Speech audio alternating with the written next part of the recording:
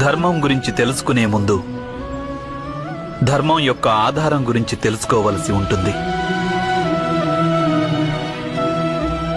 ధర్మానికి 5 ఆధారాలుంటాయి: జ్ఞానం, ప్రేమ, న్యాయం, అంకితభావం, ధైర్యం.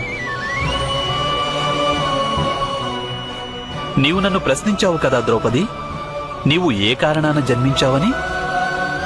నీవు జన్మించింది ఈ 5 ఆధారాలను పొందేందుకే ద్రౌపది.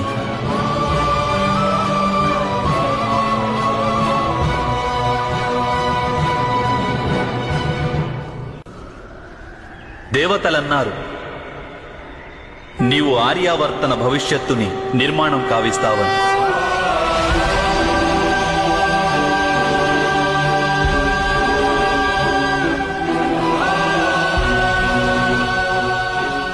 సమస్త లోకాలలో ధర్మస్థాపన కోసం సహాయం చేస్తావని.